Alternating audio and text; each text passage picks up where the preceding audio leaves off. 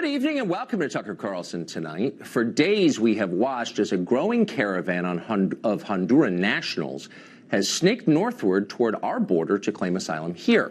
The spectacle has been televised from the very start, and it has sparked an explosive political debate. Now, more migrants are on the way. There are reports tonight that another caravan of asylum seekers, this one organized exclusively on social media, is planning to leave from El Salvador next week, heading here. You can be certain that when and if that group actually arrives here, the usual red-faced cable news anchors will demand that we let them in immediately, no questions asked. Never mind that one-third of all Salvadorans on Earth already live here in the United States.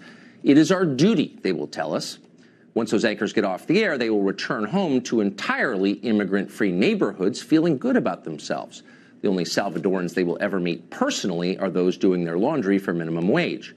But ignore the hypocrisy if you can. Stifle your personal concerns about mass immigration. People are suffering, they're telling us, and only America can save them. If you've been watching television, you've seen pictures like this all day of desperate poverty and hopelessness.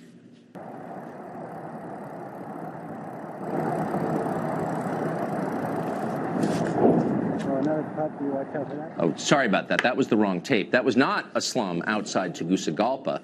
That video was shot right here in Orange County, California, not far from Disneyland. The desperate and impoverished people on the screen you saw were American citizens. Hundreds of thousands of them sleep on the ground every night in this country. They don't make it on CNN very often. They're just Americans. Their tragedy is not interesting. If they did laundry at $5 an hour for rich people, though, our moral superiors might notice and care. But as of now, no, the cable news geniuses could not be less concerned about what is happening to American citizens. Which, if you think about it, kind of explains the Trump phenomenon. One of the great mysteries here in Washington is how a president with no prior political experience, who's emotionally volatile and not very articulate, remains nevertheless so very popular outside of Washington. It doesn't make any sense, but of course it makes sense. Trump's secret? He says things like this. They have a word. It sort of became old-fashioned. It's called a nationalist. And I say, really, we're not supposed to use that word. You know what I am? I'm a nationalist, okay? I'm a nationalist. A nationalist.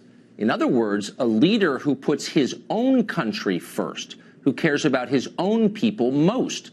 You'd think everyone in charge of a nation would be a nationalist.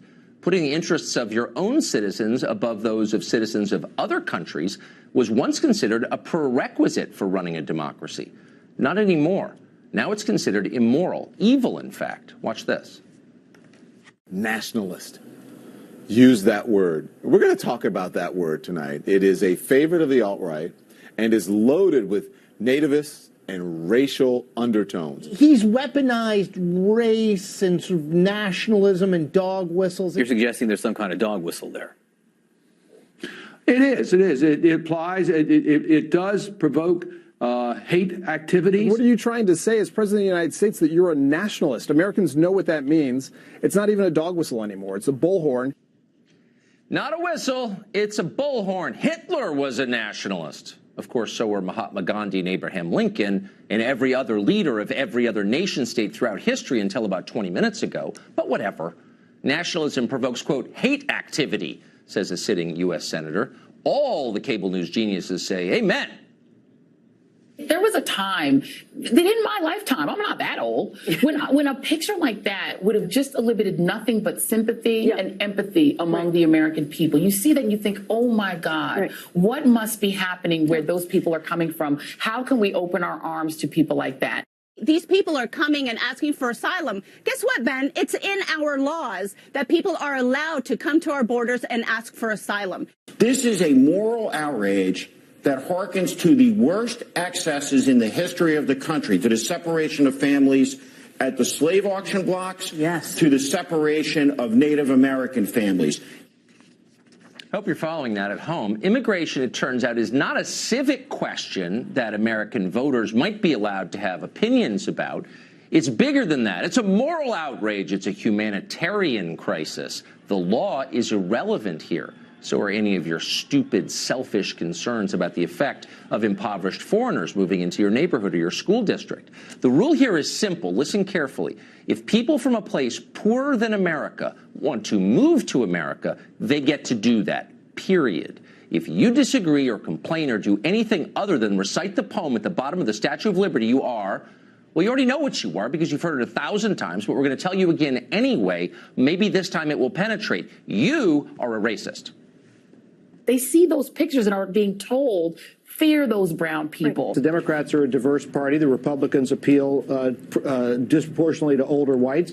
And the mob thing is an attempt to alarm those voters about the prospect of non-whites and immigrants. The right-wing coverage of this, is it demagoguery? How would you describe this? It is demagoguery, Brian. It is also, I believe, racism and nativism really pandering to the fears of Trump supporters and Fox News viewers. Yep, you're racist, just like you were racist for opposing Obamacare or not watching Sunday Night Football or believing that Brett Kavanaugh did not sexually assault someone. You are a bigot until the moment you obey the Democratic Party, at which point you are a good person like Al Sharpton or Louis Farrakhan. You know the drill. There's one interesting new twist in this latest propaganda barrage, though. Fear. If you're against admitting an entire caravan full of poor people into this country, it's because you've been coached by that dastardly Fox News to fear the people in the caravan. But let's be honest, that's not really true. There are a lot of reasons to oppose admitting this caravan full of people. We don't need any more low-wage labor in this country, for one thing. We also have a right to decide who occupies our property. That's always true. Show up uninvited at Joy Reid's house, and you'll discover that she agrees with that principle, too. So there are good reasons to oppose this. Fear of Hondurans isn't really one of them. By and large, these are not scary people. Mostly they're just poor people from crappy countries who want a better life. That's understandable. Nobody blames them for that. Nobody's really afraid of these people. What normal people are afraid of is this. We believe survivors! We believe survivors! We believe survivors! And this.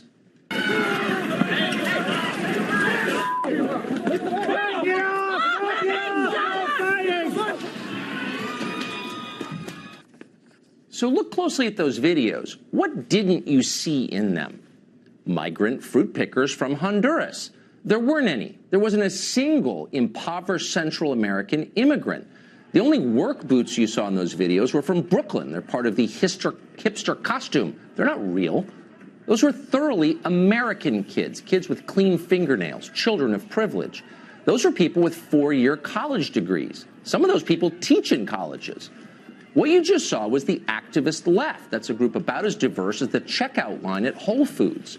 These are not immigrants. They're far too pampered and decadent to be immigrants.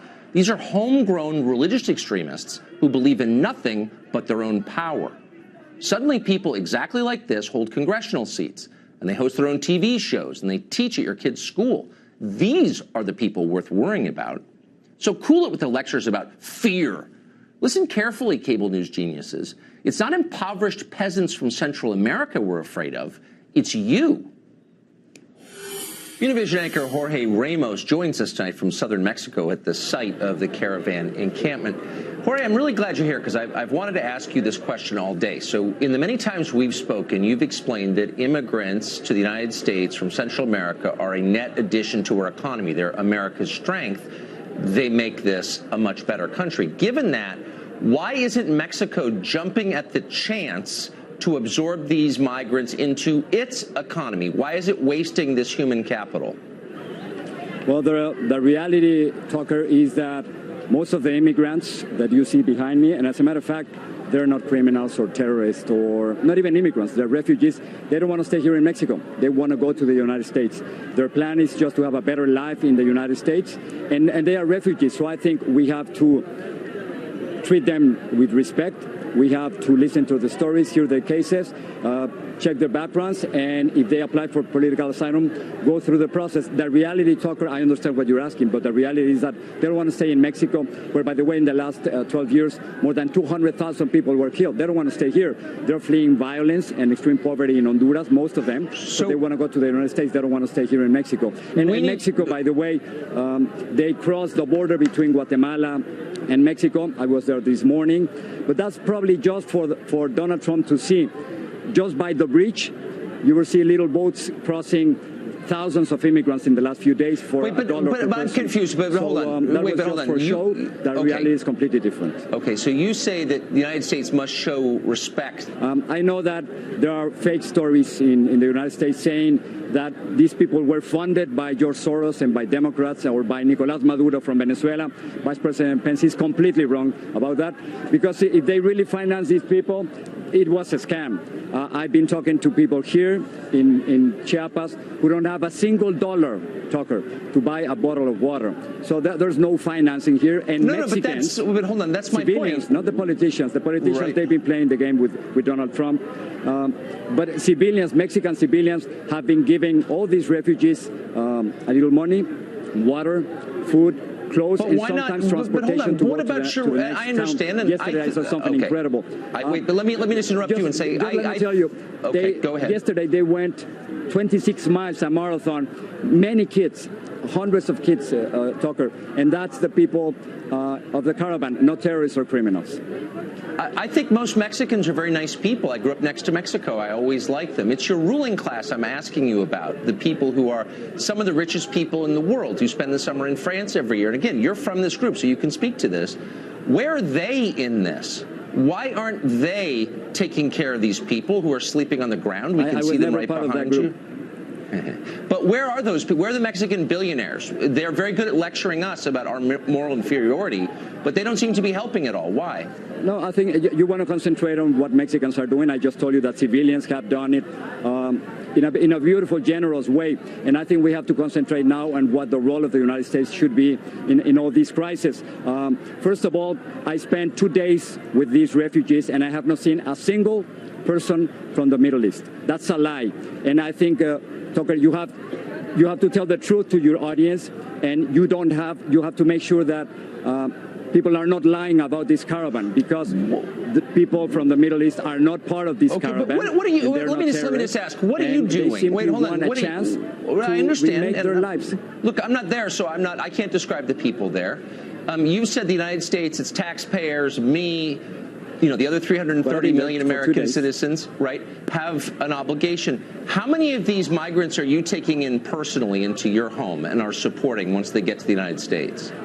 I think that's a great question, and that's precisely the kind of question that people like you ask when you don't want to understand that this has nothing to do with individuals, it has to do with nations. And what we have to understand is that these refugees are not a threat to the United States. I know that in Fox News...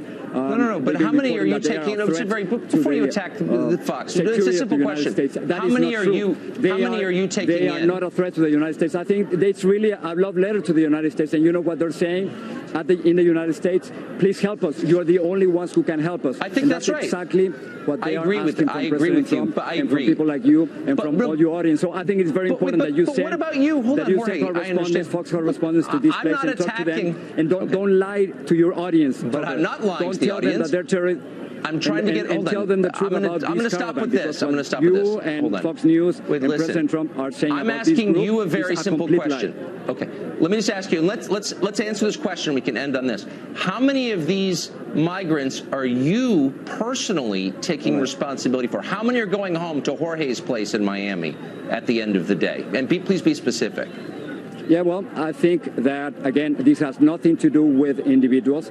It has nothing to do with me. I wish I could help all of them. But right now, we're talking about 7,000 here. We're talking about 2,500 kids. It is impossible for an individual to deal with a crisis like this. I think President Trump's immigration policy has been a complete failure. Have you donated money personally? Tucker, I hope that, you could help them too. And I wish I could help them too.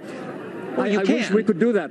Well, sure I wish we could do something like that. But I bet if your kids were in danger of being raped or being raised in extreme poverty or being threatened with joining a Mara or a gang, what would you do? I mean, would you take the risk? I can count on you to do a stand-up next to them, but probably not to help them, I noticed. Okay.